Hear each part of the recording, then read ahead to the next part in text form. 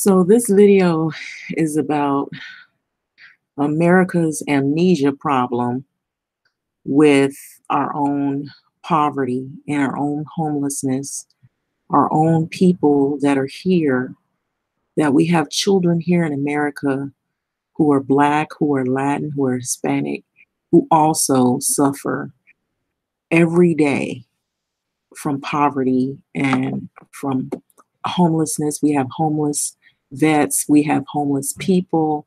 And so a lot of these things have come out in many protests. And America has a big problem with amnesia and short term memory. There has been a lot of problems here in America with our own people that don't have places to stay, rents are high, they're just scraping and scrounging, working minimum wage jobs, and they can't pay their bills. Yet we have all this emotion and all this care and all this feeling pouring out to people whom we claim that we can't afford one thing, but we can afford to build walls. We can afford to put money in other things. But, we have American people here that are suffering, and we have a problem here. And then we want to run down at the border. And I understand that people want to help people, but it doesn't make sense to turn your back on people who are suffering here to fix a problem that you didn't create that happened somewhere else. It doesn't make sense. It's like you have your family and you're taking care of your children and you see somebody else's family is in need. You do what you can to help and give them the little bit that you can, but then your first priority is your family, to make sure that your mouths are fed and that your family is safe and they have shelter. You do as much as you can, but you can't save the world. And so here I found this article. It's called Poverty Research, and it's the University of California, UC Davis. And so officially the poverty rate is 12.7% based on the US Census Bureau. And this was in 2016. So that's not too far off. It may be a little bit different. The numbers may have shifted some, but we, I believe, still have huge issues with poverty. I have been to some places where I've seen kids who are American born kids who don't have a father, they don't have a mother, or they have parents that are on drugs and they're in foster care and they don't have, like any role models to look up to. They have to find role models however they find them. They've got a lot of emotional problems. Some of them are going to probably end up dropping out of school if they don't have any guidance or anybody that they can look up to. And so we're so busy worrying about other places. We're not looking at the problems that are in front of us. And I think it's really sad. And I feel like a lot of in the African American community, we've talked about issues surrounding poverty in that community. But you see the Black leaders, they turn their back on their own Black children and Black children who are suffering. They don't even have your best interests. If it was your,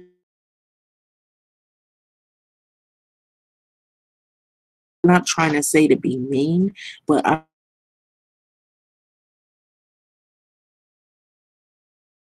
important with their own situation,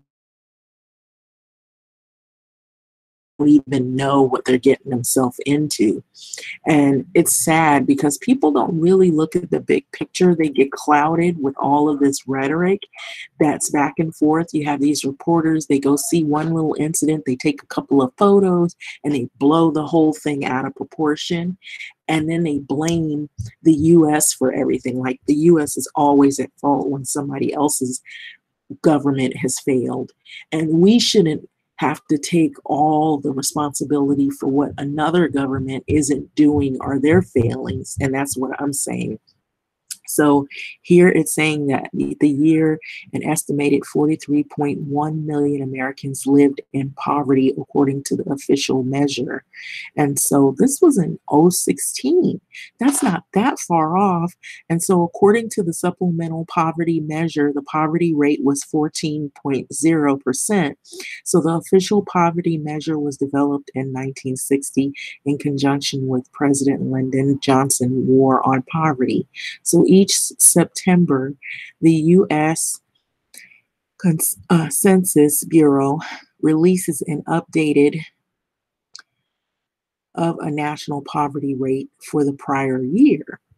And so there probably is another updated version. And so if I'm able to, I will look at it. If not, this is probably closer to current.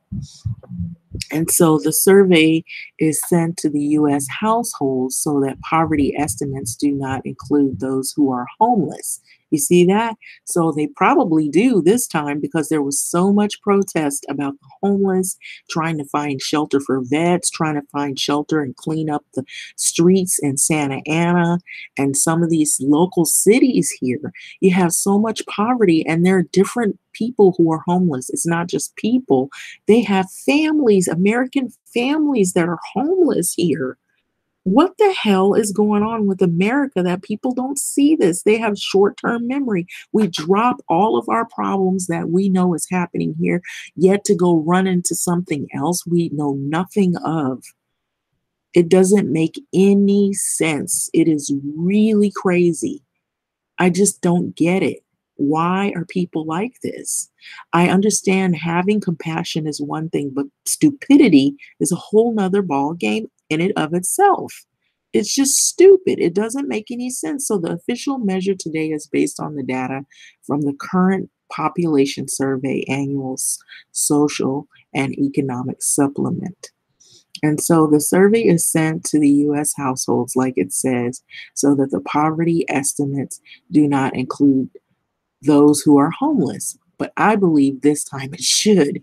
So the sample also excludes military personnel who do not live with or at least one civilian adult, as well as incarcerated adults.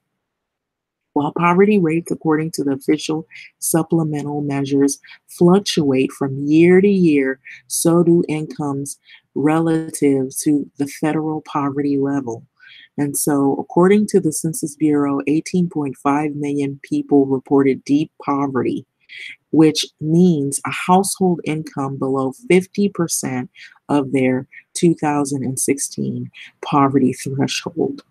And so these individuals represented the estimated 5.8% of all Americans and 45.6% of those in poverty. So how high has poverty rate in the U.S. been historically? Historically, the official poverty rate in the U.S., it's stating here that had ranged from a high of 22.4% when it was first estimated for 1959 to a low of 11.1% in 1973. So that was then.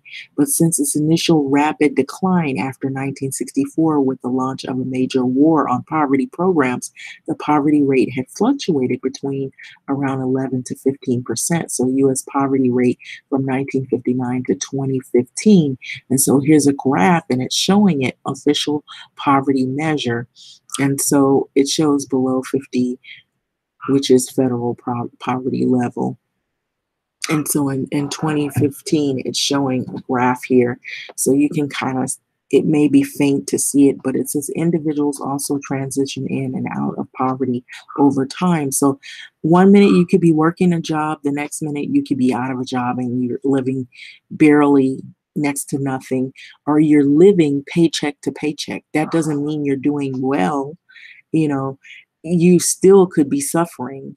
It's just that you're living below the poverty level. You're just trying to get by. And so research has shown that transitions in and out of poverty, people usually do that. And it happens after a major life event, such as a marriage, divorce, sudden changes in your income. And these transitions also can be associated with larger shifts in unemployment or wages. So, what's the difference between the official and supplemental poverty measures? The official poverty measure triples the inflation adjusted cost of a minimum food diet and creates thresholds based on family size, composite, and the age of the householder. So anyone living in a household with an income below their relative poverty threshold is considered to be in poverty.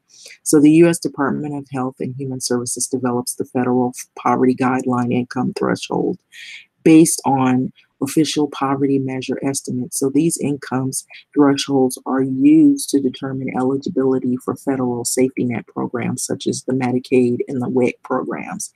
So in the 1960s, since then, new poverty measures, including the U.S. Census Bureau supplement measure, provides a more complex understanding of poverty in the U.S. So the supplemental measure includes basic cost of living, and that can vary across different states. So it also includes transfers from safety net programs and in-kind benefits. And so we all have been talking online about the different problems that people have had based on poverty. You have your homeless. We've talked about that. We've had student loan debt. These are American people here that are suffering from just things right here in America. We ignored our own people. Is that what we're doing? That's not American either. Ignoring American poverty is not American either. Come on, people. This doesn't make any sense. Let's be real here. And ignoring your own people, it doesn't make any sense. It's not going to make it go away. It's not going to make it go away to help someone else from far off. Isn't that what? And I'm just going to be straight up here. Oprah does that. Oprah Winfrey, she goes and gives money to people from way across the way. And, in little neighborhoods, you never see that money. You never see it. I can't honestly say that I've seen in little communities, the Oprah Winfrey School of Business, the Oprah Winfrey College of, for Black kids. I've never seen that. I'm just being honest. Maybe she's done it somewhere else. Can anybody say she's done it anywhere else? Maybe they can. I have never seen it. I've always seen or heard her doing something for somebody that's way off somewhere that doesn't benefit people right here. It just doesn't make any sense. I suppose she gives charity to some, so correct me if I'm wrong. So I'm not saying she doesn't give charity, but I have not seen it where it has impacted people in like smaller communities of poverty who are African American. That's what I'm saying. And so I noticed that we are so quick to help other people and we won't help anybody in our own camp. It's sickening. It's so sickening. And then we'll root around, we got to do something about this homeless people. We got to do something about the people that are hungry here and the rent control. And then we turn around and our focus totally drop all of that. Our focus is off of that. And then we want to help some kids over somewhere. We don't know why they're there. We only have been told something. We don't know what's going on. We really don't know what the whole agenda is. We don't know what happened in their government. We know about what might have happened, but how come the blame isn't being put on their government for putting their people out there like that? They should be ashamed of themselves. Don't blame American government for what some other government isn't doing for their people. It is wrong. I think that is wrong also. So there's a double standard here. It's contradictory. It's not even fair to do that because you're blaming the government here for something they had nothing to do with. They're following a law here. And then you don't want to put the blame on where the blame is due. What kind of parents is that? What kind of parents is that is put your kids in harm's way so that they can be put in a place like that to begin with? Real parents, even if they don't have nothing, not a penny to them, I'm keeping my kid by my side. I'm keeping my kid by my side. You try to do everything to stay out of jail. so that you can be there, so you can provide for your kids, even you have nothing hardly left. Even if you're in a dangerous situation, you want to be there so that if something happens to you, it's going to happen to you first before it happens to your kid. You're not going to push your kid out there and be like, okay, I'm risking my life so I can go over a fence. And so if they put me in jail, now my kid is separated. Oh, what the hell is going on? Where's my kid? And then you blame it on a whole nother country when the country you came from put you in that predicament. Let's question what happened over there before we blame what's happening over here, because we have our own set of problems. We have a lot of problems over here, and all you're doing is bringing more problems on top of the ones we already are going through, and it isn't fair. And that's what I'm saying. I think that is something really wrong with America, that we have short-term memory here. And all this bullshit about bitching and moaning, oh, you guys are heartless and stuff. America is super giving. We're giving. Sometimes we give too much, and that is the problem now. We're giving to people who, hey, our own people are not getting enough. And so you have to look at your own family, your own safety net. But if you're not able and stable, then how can you stabilize somebody else's and finance somebody else's situation before you don't look out for your own people? So I'm just saying, people don't have common sense even. It's like, and then you got these people, they're over here talking about, oh, you're so heartless. No, that's bullshit. It's xenophobic, where people just look at it as those are my people and they're treating them bad. Well, there are other cultures over here who have been treated bad, and they've been treated bad for centuries. Okay? I'm going to say it like that. Decades. Probably I could say centuries now, because it is not fair. There are African American people, African slaves that had separation, and nobody was whining and crying about that. Nobody was feeling like, we have got to help those people. We got to bring those people together. There are Black people right now today who don't know all of their family members because of that.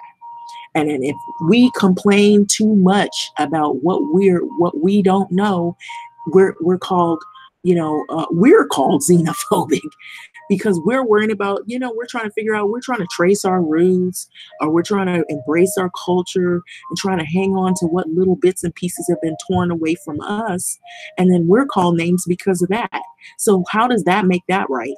So we don't even care about our own American people that are here. And even outside of the Black community, there are people here that are from different walks of life, that are American citizens, that are hungry, they're in poverty, they don't have no places to go, they can't pay their fucking bills and their rent, and we're worried about some other shit. What the fuck is wrong with America? What the fuck is wrong with you? That you can't see that we're actually fucking over our own American people to work out somebody else's problems, which weren't even our fault. It's not even fair.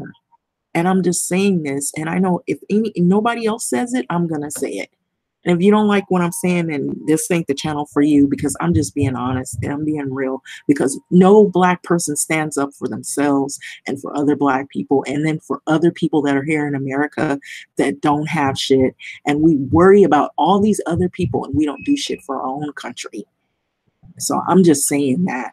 Well, that's my video.